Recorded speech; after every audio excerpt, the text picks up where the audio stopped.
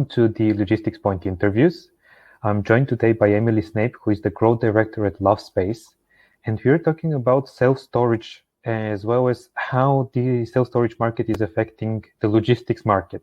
Emily, thank you very much for joining me. Thank you very much for having me. How has the self-storage market transformed over the course of COVID, which was something that changed everything? Yeah, well, I think like all businesses, there have been some big changes. On the positive side, I think across the board, self-storage saw revenue and occupancy increase over those 2 years. And when you think about why people use self-storage, it's all around big life events. Generally speaking, across the industry, we've seen lots of people still using self-storage. How that will pan out in the long term, I think we're still unsure, to be honest. Now we're looking at a very different scenario where there's a cost of living crisis. The housing market has become very expensive. I'm sure there'll be moving and buying homes and selling homes will be slowing down. What impact will that have? We don't know. One thing that has happened, and certainly works for a company like ours, is that many more people are comfortable ordering online and many more people are comfortable with automation because we've had to live in a world where everything became online and everything became automated. So I think we'll continue to see that trend grow as we continue to innovate and develop more automated and more online solutions. And following on this, I also want to try and explore the connection between the self-storage market and logistics and the role of couriers in all of this. What do you think it is? Lovespace is a self-storage business. We do storage with collection and delivery all the way across the UK. And the way that we manage that is by, we're a platform for lots of logistics and storage businesses to plug into and deliver the service. So we work with courier partners, removals partners and storage partners all over the UK. And that enables storage to become much more convenient.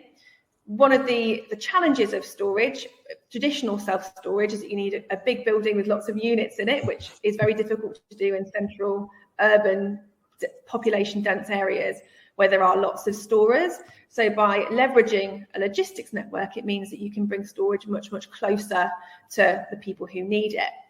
Where warehouses come into it is, there's lots of opportunity within warehouses to utilize otherwise unutilized space, particularly if you do it on a per item level like we do. Lots of our customers are storing by the box. So rather than having to give up a whole unit with lots of potentially spare space in, you can consolidate that, you can store things very efficiently.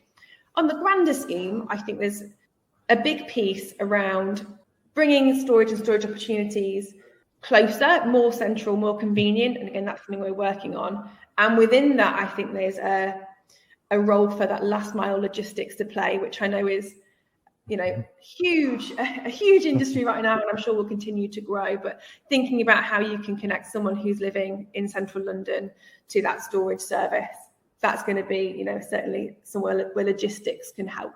Supply chain crises are everywhere, but knowledge can help you.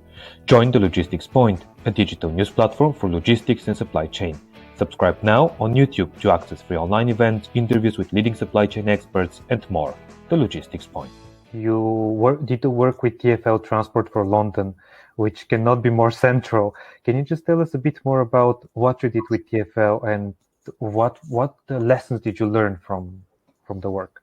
TfL put out a call for innovators last year, and so we met that challenge with our drop-off storage units, which are basically automated microsites for storage.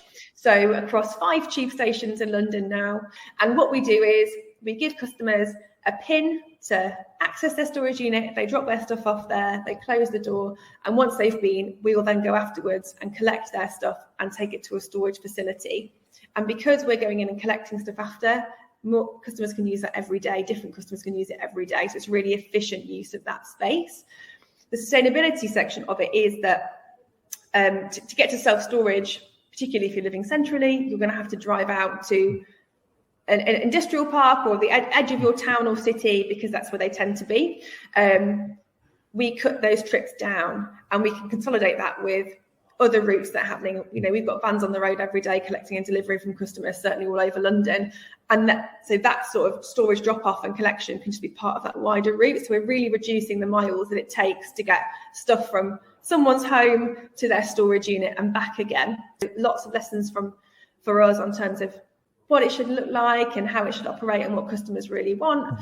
And obviously lots of logistical lessons learned about how to operate in that kind of space, what you need to do to install something, build something, and still a lot to learn, I would say, as we're looking to expand sort of beyond TfL and across the UK. Is it easy to find the right location for these self-storage units and drop-off pickup stations? I could very easily give you a list of places that I would love to put these lockers, love to put these units. But obviously there's a bit of compromise to be found between the ideal place that we'd love it to be and where there is some space nearby, and how we can make that space work for ourselves, our customers, and whoever that host is. So TfL or another car park operator, or maybe a build to rent unit operator. There's lots of options. And I think it's a brand new concept. And one of the challenges, I think, is explaining to people what it is and how it could benefit, and starting from there. How do you manage cost? We have an operational network across the UK that is already collecting and delivering boxes every day, and mainly from these central locations. So part of the cost is covered by the resource we already have out there, which is completely scalable. Because we're a platform, everything we do is pretty variable and scalable, which works for us. Now, obviously, having a physical locker, there is an upfront cost there.